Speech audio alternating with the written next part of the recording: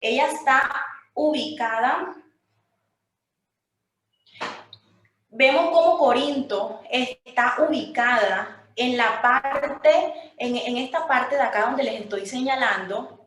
Ella une el norte de Grecia con el sur de Grecia. Es un puente, como lo vimos en la diapositiva anterior, es un puente de arena entre estos dos mares. ¿Qué pasaba? Las personas que venían de Asia Menor, para no darse toda la vuelta, si iban por lo menos para Italia o para Roma, ¿qué hacían ellos? Cruzaban por Corinto. Eso los posicionaba a ellos. ¿Por qué los posicionaba? Porque llegaba gente de todos lados, llegaba gente de todo el Mediterráneo, gente de Egipto, de Asia Menor, de Italia, pasaban por ahí. Primero, las aguas del mar Mediterráneo eran muy peligrosas, entonces los marineros, para no darse toda esta vuelta acá, cruzaban por Corinto. Al cruzar por Corinto, ¿qué significaba eso? Dinero para la ciudad. ¿Por qué? Porque esas embarcaciones las cruzaban por el medio de la ciudad y había unos carritos artesanales que se subían las pequeñas embarcaciones en ellas y las cruzaban al otro lado. Eso generaba empleo. ¿Cuáles eran los empleos que habían en Corinto? Habían personas que se dedicaban al comercio. Ellos eran muy idólatras y eso lo vamos a ver en el sistema religioso. Ellos eran muy, muy idólatras, entonces vendían estampillas en madera, en mármol, además de eso había mucho comercio, ¿ya? Y eso generaba dinero a la gente de ese lugar. Así que era conocido Corinto como la ciudad de los dos puertos. Habían dos puertos, uno llamado Lequeo, que daba con todo el comercio en Italia, se los estoy señalando acá, en la parte occidental, y tenía otro puerto que se llamaba Cencreas, que daba con el comercio de Asia Menor. Así que si podemos hablar de Corinto, estamos hablando de una ciudad en donde primero venían personas de todos los lugares. Usted se podía encontrar con una persona italiana, con un egipcio, con un sirio y con unos nativos también de Corinto. Además de todo eso, tenía una posición geográfica muy estratégica que fue utilizada para guerras y para defenderse por los dos puertos que tenía y también para así poder sacarle provecho a esos puertos que tenía. Además, en Corinto la lengua que había era el latín, ¿ya? Pero por su influencia griega, porque ella está ahí como en la mitad, era lo más común era que se hablara el griego. Era una ciudad que estaba gobernada por derecho romano, ¿ya? Por leyes romanas. Y su sistema religioso, que es a lo que nosotros vamos, es bastante particular. Nunca la predicación de la palabra ha sido fácil y en los tiempos de Pablo tampoco lo era. ¿Qué sucedía con el sistema religioso de Corinto en tiempos de Pablo? Corinto era una ciudad demasiado pagana, incluso se conocían hace muchos años templos dedicados a muchos dioses. El más sobresaliente era el dedicado a una diosa que se llamaba Afrodita, que era la diosa del amor y la fertilidad. Había un templo inmenso donde había más de 1000 prostitutas que descendían a hacer su labor con todos los extranjeros que venían y también con las mismas personas de la ciudad. Eran personas que estaban dedicadas a la idolatría. Eran personas que adoraban hasta lo que pasara, a una piedra, a un árbol, a lo que fuera, ellos adoraban. Y además, como estaba llena de gente que venía de todos lados, se metía mucha influencia religiosa de diferentes partes del mundo. Inclusive cuando Corinto colonizaba una ciudad o un pueblo, no le obligaban a seguir con su religión, sino afectaban la paz, ni se metían en contra del gobierno de Corinto, ellos los dejaban profesar su religión. Ya ellos, eso se llamaba religiones lícitas, o sea, que no le hacían daño a nadie. Por eso también el evangelio pudo ser predicado por Pablo sin en ese momento tener ningún tipo de problema, porque más adelante se ven persecuciones, pero eso fue más adelante. En estos momentos había una libertad religiosa en Corinto. Pero eso también fue muy peligroso porque cuando el apóstol Pablo funda la iglesia, todas esas influencias de idolatría se estaban metiendo poco a poco dentro de la iglesia.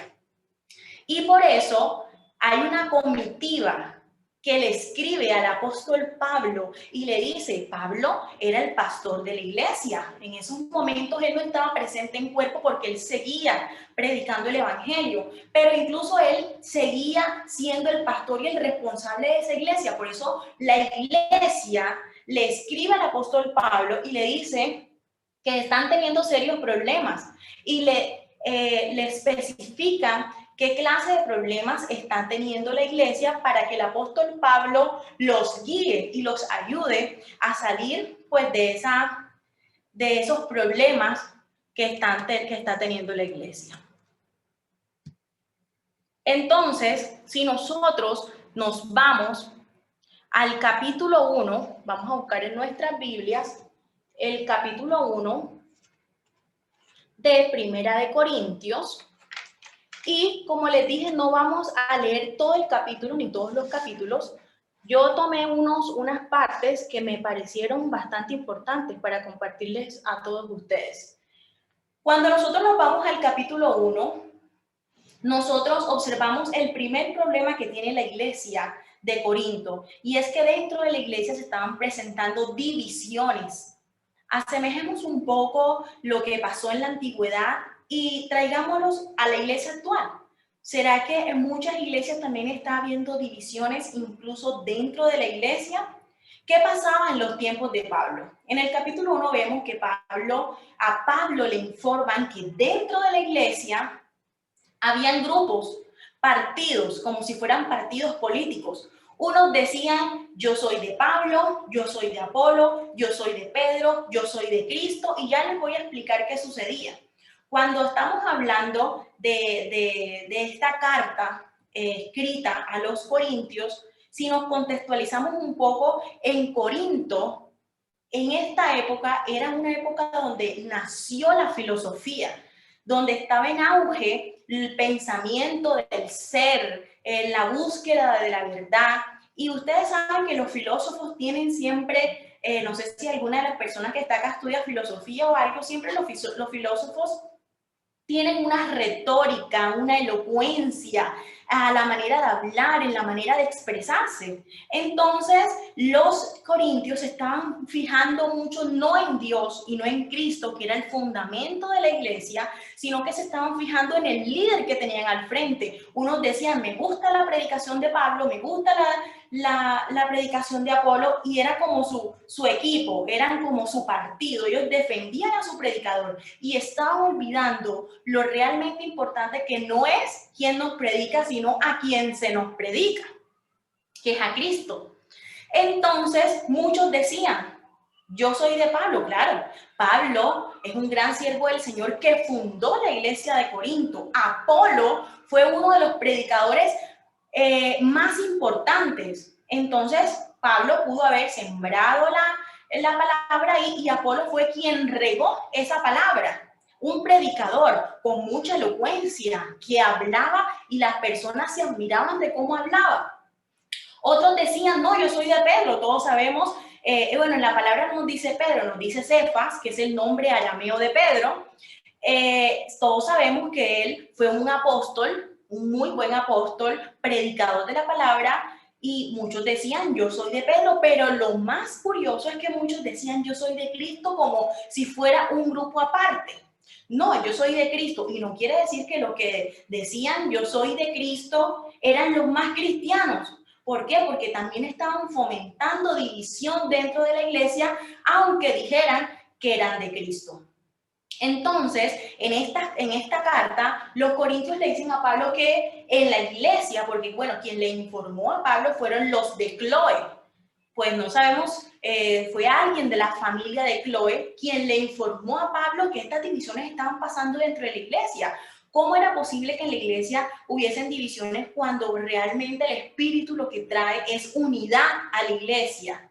No podía ser posible eso. Entonces, en el capítulo 1, Pablo les habla a que no podía aceptar esas divisiones dentro de la iglesia, que no debían poner su mirada en los líderes, debían poner su mirada en Cristo, que es el fundamento de la iglesia. En este mismo capítulo, nosotros vemos que el apóstol Pablo también nos habla acerca de unos ejemplos que está en el versículo 23. Yo lo voy a leer por todos ustedes. Dice, pero nosotros predicamos a Cristo crucificado, para los judíos ciertamente tropezadero y para los gentiles locura, mas para los llamados así judíos como griegos, Cristo es poder de Dios y sabiduría de Dios. La predicación de la palabra en tiempos de Pablo estaba muy complicada y más también en Corinto. Recuerden que yo les dije que ahí habían personas de todas partes del mundo. Entonces, cada uno tenía, por supuesto, su visión, por lo menos. Cuando la palabra era predicada a los judíos no aceptaban a Jesucristo como el Mesías. Recordemos que ellos estaban esperando a un Mesías político, a un Mesías que los defendiera de sus enemigos. Para ellos definitivamente era algo bastante insensato pensar que su Mesías, ¿cierto?, había venido al mundo y había sido crucificado, había sido muerto en un madero. Recordemos que los judíos muchas veces en las lecturas que hacían en las sinagogas eliminaban el capítulo 53 de Isaías para que las personas no escucharan los padecimientos que tuvo el Hijo de Dios. Entonces la predicación en Corinto estaba muy difícil porque los judíos no aceptaban a Jesús como su Mesías, ¿cierto? Aquí también en este versículo nos habla que para los judíos tropezadero, para los gentiles locura, más para los llamados así judíos como griegos, Cristo. ¿Qué pasaba con los griegos? ¿Cómo eran los dioses griegos? Los dioses griegos no venían al mundo a sufrir. Si nosotros nos remontamos a la historia, los dioses griegos venían al mundo ¿para qué? Para disfrutar de los placeres mundanos y para disfrutar de los vicios del mundo. Ya ellos no podían concebir a un Dios que sacrificó su único hijo para venir al mundo y que muriera por las demás personas. O sea, para ellos, para los griegos, un Dios que no pudo ni siquiera salvarse a él mismo, ¿cómo iba a salvar a los demás? Así que esta influencia de griegos, de judíos, de gentiles que estaba alrededor de la iglesia de Corinto estaba afectando la iglesia y Pablo no podía permitir que eso le pasara a la iglesia que Dios le había puesto en sus manos.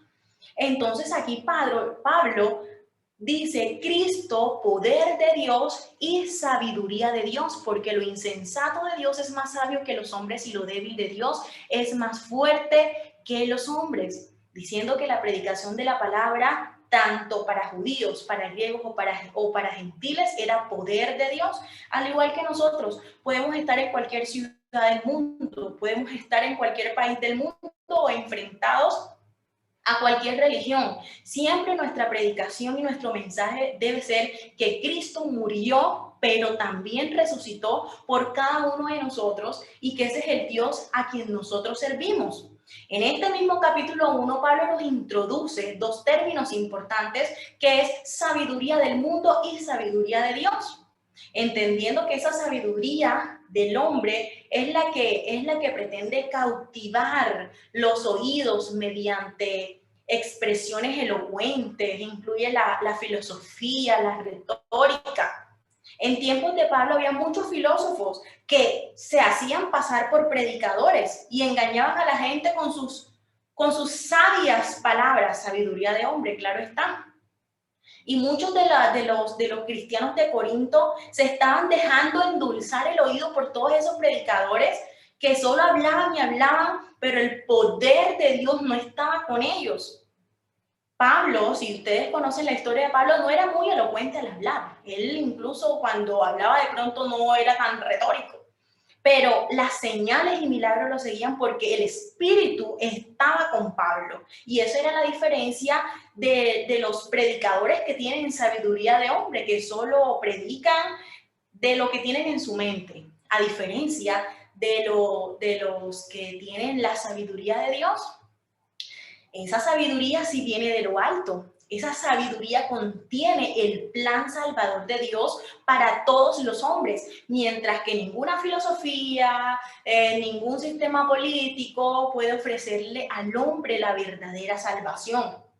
Entonces Pablo insta a los corintios a que busquen la sabiduría de Dios. Ellos estaban muy alejados de la presencia de Dios. Aunque tenían muchos dones y ministerios, ellos estaban apartados de la presencia de Dios. Por eso es que su sabiduría ya no venía de Dios, porque no la pedían, sino en estudiar, en el conocimiento de tantas cosas que pasaban y no buscar de la presencia de Dios, que es quien realmente podía ser su guía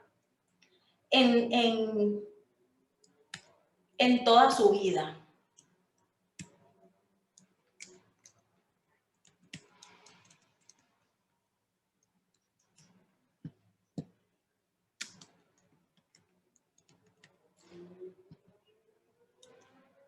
Cuando nos vamos al capítulo 2, Pablo también nos introduce dos términos bastante importantes.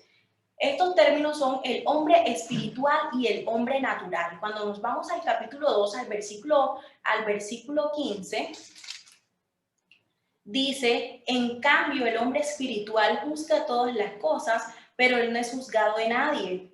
El 14 dice: pero el hombre natural no percibe las cosas que son del Espíritu de Dios, porque para él son locura y no las puede entender, porque se han de discernir espiritualmente.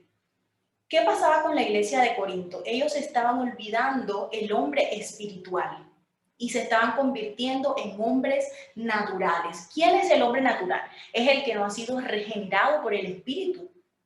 Ese hombre natural está al margen de todas las cosas que pasan en otro ámbito. No acepta los planes de Dios, no entiende el ministerio de la cruz, porque no tiene el Espíritu. El hombre natural es el hombre que no tiene el Espíritu.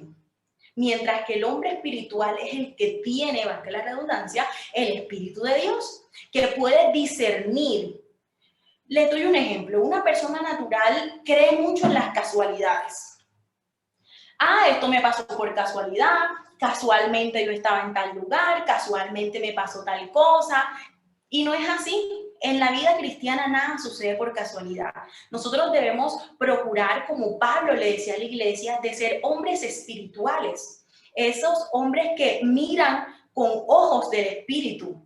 ¿Ya? Hombres que ¿cómo pueden ser, les enseña Pablo a la iglesia de Corinto, cómo pueden ser hombres espirituales buscando de la presencia de Dios? Y a medida que el hombre espiritual va creciendo, el hombre natural va disminuyendo, porque ellos estaban dejando entrar tanta influencia, de afuera.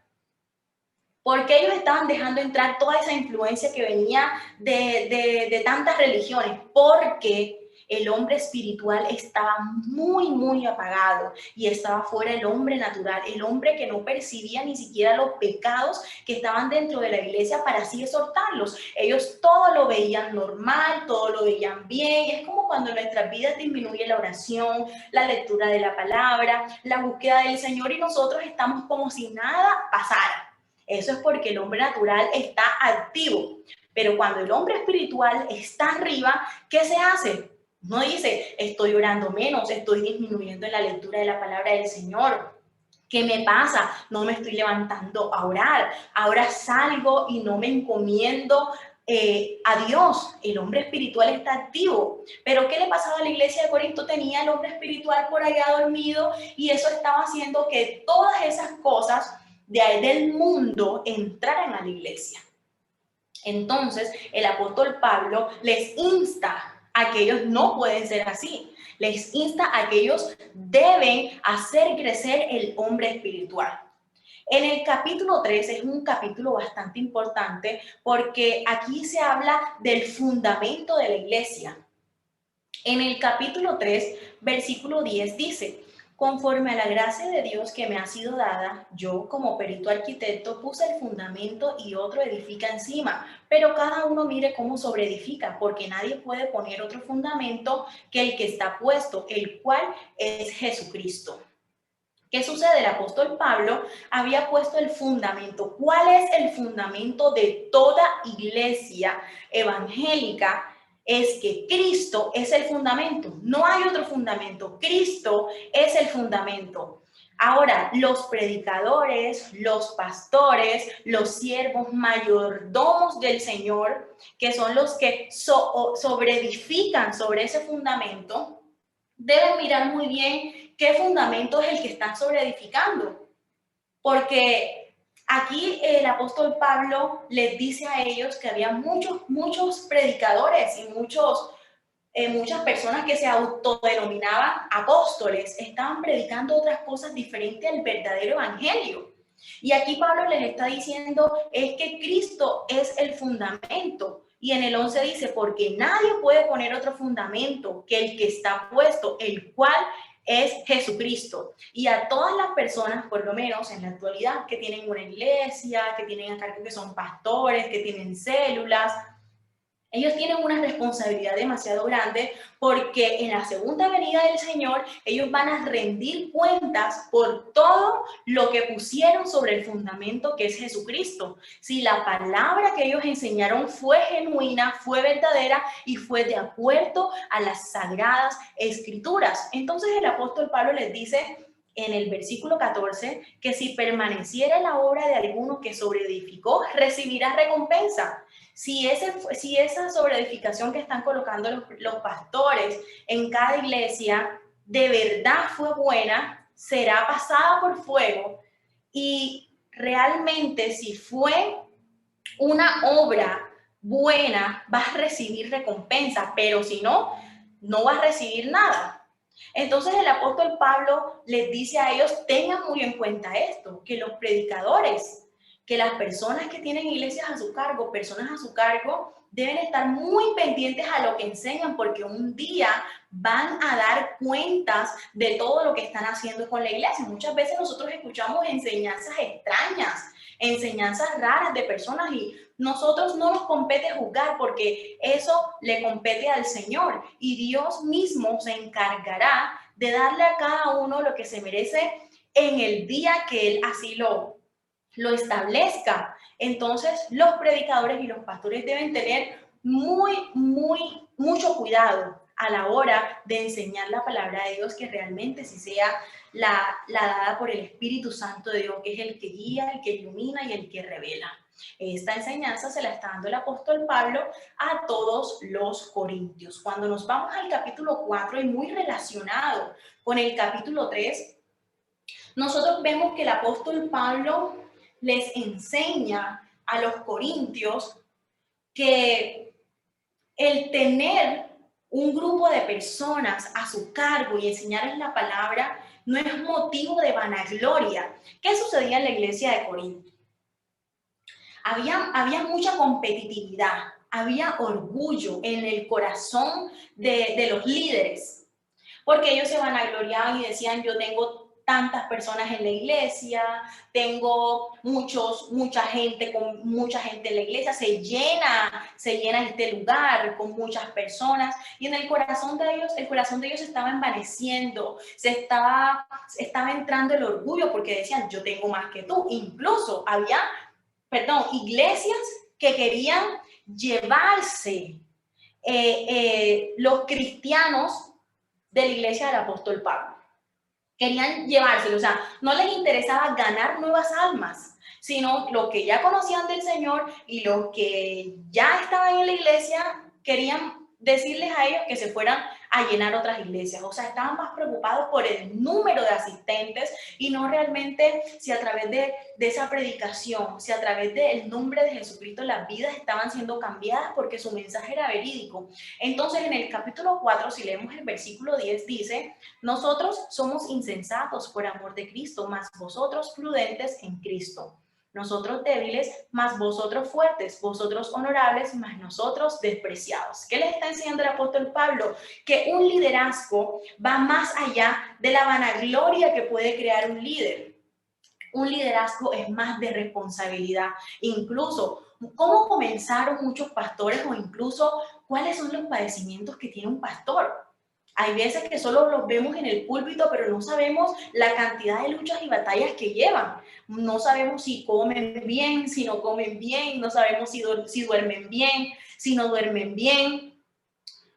Realmente el liderazgo es un sacrificio porque se olvida muchas veces de la vida de ellos para pensar en la vida de los demás. Entonces, en el capítulo 4, Pablo le enseña a los corintios que no deben dejarse guiar por la vista y empezar y dejar que el orgullo se apodere de su corazón, sino que les dice que el liderazgo debe ser de ejemplo. Y les dice el apóstol Pablo: sed imitadores de mí, como soy yo de Cristo. Porque Pablo, una persona más sencilla, una persona muy sencilla, que era muy humilde, él no se jactaba de decir cuántas personas tenía en la iglesia o cuántas personas habían recibido a Cristo. Y no solamente habían recibido a Cristo, sino que habían sido nacidos de nuevo.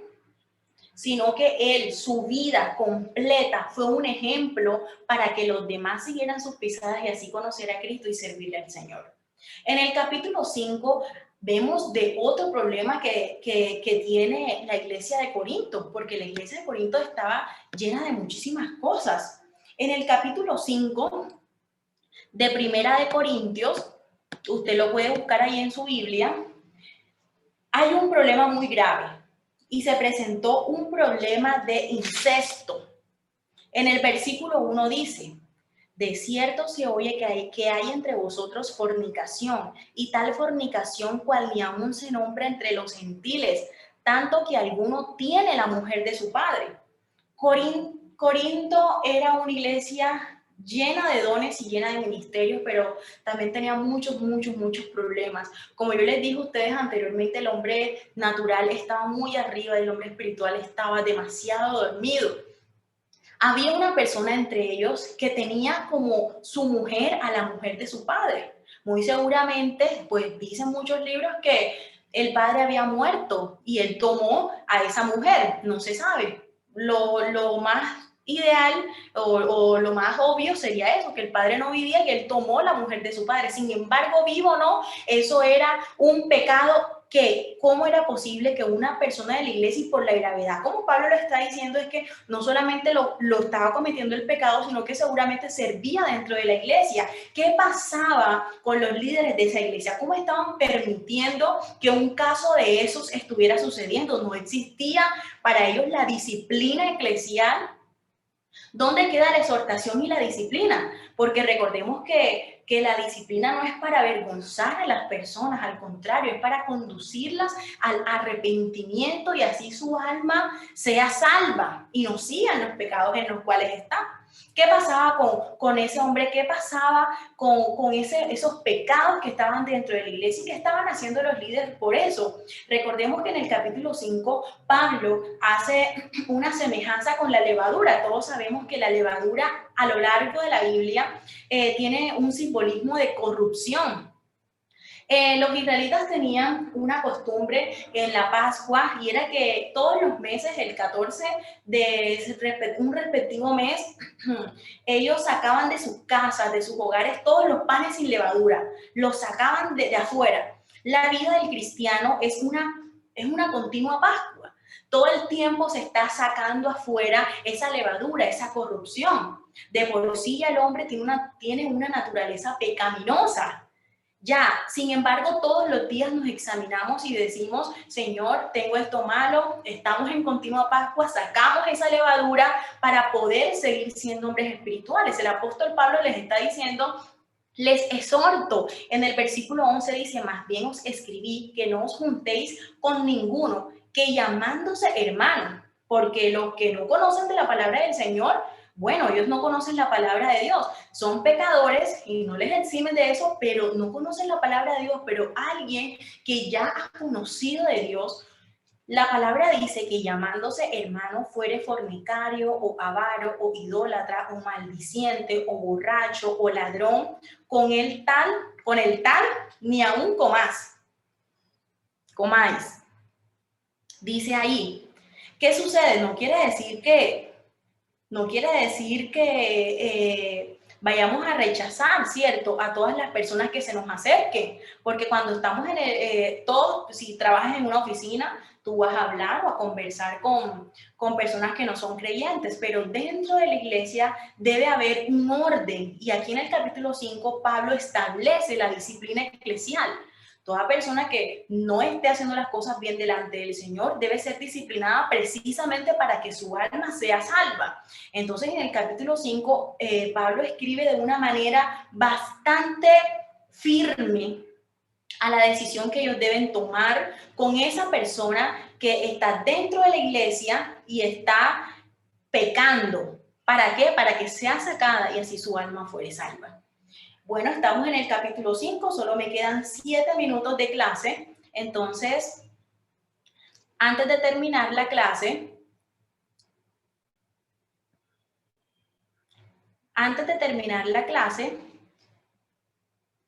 yo les voy a dejar una tarea que va a ser la asistencia del día de hoy. De esta manera, quedamos en el capítulo 5. Permítame, yo escribo aquí, quedamos en el capítulo 5 de Primera de Corintios. Les voy a colocar una tarea, se la voy a proyectar aquí. Se las voy a proyectar esta tarea, esta va a ser la asistencia del día de hoy. O sea, en el día de hoy ustedes me deben enviar esa tarea. De esa manera yo voy a saber qué personas asistieron a la clase de hoy. O sea, si alguien no me manda la tarea, pues yo no le puedo colocar la asistencia. Ya les voy a compartir.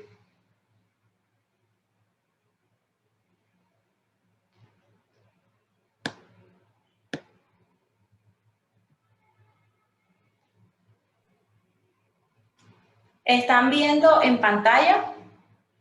Me colocan un dedito arriba. No me abran los micrófonos. No me abran los micrófonos, solamente me colocan una manito así arriba de su nombre para poder ver si ustedes están viendo en pantalla la tarea del día de hoy. Me colocan una manito así. Ok, no están viendo.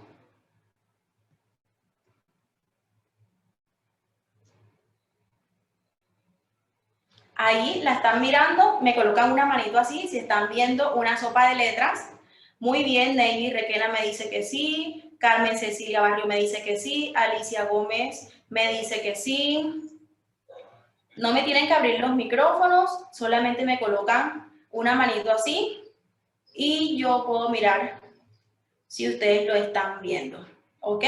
Entonces, no, Betty Pedrosa, Gladys Payares, Islanis. Bueno, entonces, Gladys Payares me dice que sí, ok. Entonces, ahí ustedes están viendo una sopa de letras. No hemos terminado todo, Primera de Corintios. Obviamente es bastante extenso, pero creo que en la próxima clase ya sí lo terminamos. Aquí tienen esta tarea. Encuentra palabras claves acerca de la clase de hoy. Esta va a ser su asistencia. Ustedes van a realizar esta sopa de letras y me la van a enviar al grupo. Creo que el grupo todavía no está. Creo que el grupo todavía no está. Sin embargo, esa misma... ya está creado. Entonces, esa misma sopa de letras, ustedes me la van a enviar. Pero ojo, esa sopa de letras resuelta me la van a enviar al personal, al mío, ¿ya? me lo van a enviar o sea, no lo van a colocar en el grupo, porque si una persona lo resuelve, pues todo el mundo va a mirar, ¿ya? Entonces, no es la idea es que cada uno lo resuelva. Encuentra las palabras claves acerca de la clase de hoy, ¿ok? Entonces, es más, si ustedes se acaba la clase y pueden encontrar otras palabras con las cuales no hemos hablado, pero usted ya se ha leído Corintios y usted piensa que esa palabra también es importante al estudiar el libro, es válida. Entonces, me la van a enviar a mi WhatsApp personal y yo se la voy a calificar enseguida y esa va a ser su asistencia. Quedan 2 minutos, ¿tienen alguna pregunta? Les dije que las preguntas eran al final, quedan 2 minutos, ¿tienen alguna pregunta, alguna duda, alguna inquietud antes de salirme? Ya que a las 5:10 pues me voy a salir de la reunión. Hermana, regálenos su número, hermano. Sí, claro, en el grupo está el número. Aquí se lo voy a anotar de todas maneras a todos, ya que esa pregunta es una pregunta que enriquece a toda la clase. Ahí les anoté mi número, ya se lo envié. Aún no nos han creado grupo. Entonces, ahí me van a enviar, si no tienen el grupo creado, aquí en el chat de Zoom para que todos... bueno, el chat no está habilitado todavía. Bueno, entonces, ahí les va a aparecer ya el grupo sí está, aquí me están informando, yo lo estoy viendo. Aquí está el grupo creado. Entonces, si no hay otra pregunta, ¿tienen alguna otra pregunta? Ya el hermano me preguntó el número de celular, ya ahí se los envié. ¿Tienen alguna otra pregunta? Con respecto a la sopa de letras, hay que imprimirlo. No se preocupen por imprimir ni nada de eso. Lo único que tienen que hacer es, lo resuelven, le toman una foto y me la envían, ¿ok? Lo único que tienen que hacer es tomarle una foto a la sopa de letras que ustedes hagan y enviármela a mi WhatsApp. Eso es todo lo que tienen que hacer. Ahí yo voy a tomar la asistencia. La persona pues que no me mande la sopa de letras, pues quiere decir que no estuvo en la clase de hoy. ¿Te le envía la sopa de letras que es realizada? Realizada, sí, claro, porque sin realizar ya yo la tengo. Ajá, y ¿cómo la hago? Yo no sé hacerla así en el equipo. ¿Por qué no escriben el grupo a ver si se refleja en el grupo? Porque todavía ya escribí. Lo mejor es imprimirla. Ya está aquí está. Ya queda a manera de ustedes cómo quieren entregar el trabajo. Yo lo único es que lo voy a recibir. Ustedes verán si la hacen directamente en el celular, si la hacen en un computador, si la imprimen, si la dibujan. Ya eso queda, pues, depende de todos ustedes. Entonces... Señale, una pregunta. ¿Y se le envía la sopa de letras a WhatsApp? Sí, claro. Nuevamente, última vez. Disculpe, tuve una interferencia, por eso le estoy volviendo a preguntar. Bueno, la última vez que pues lo voy a repetir porque ya me tengo que salir. Ustedes tienen otras clases. Hay un grupo creado. Los que no estén en el grupo, escriban a la hermana Betty Gutiérrez, que ella con todo el gusto los va a incluir en el grupo. Y la sopa de letras me la van a enviar resuelta a no a ese grupo, sino a mi número privado de WhatsApp para yo tomarle la asistencia acá en la lista que tengo yo acá. Entonces... Hermana Ángela, ¿usted va a enviar la sopa de letras sin resolver al grupo o cómo hace uno para tenerla? Sí, claro, ya se las envío. Muy bien, hermana. Araceli fue la que me habló, creo, la que me habló. Muy buena pregunta, gracias, así es, también es un buen aporte, ya se las voy a enviar enseguida para que la tengan y me la puedan enviar. Entonces ya inmediatamente se las mando. Dios les bendiga, Dios les guarde. Nos vemos entonces el próximo sábado. Bendiciones. Gracias, bendiciones. Chao.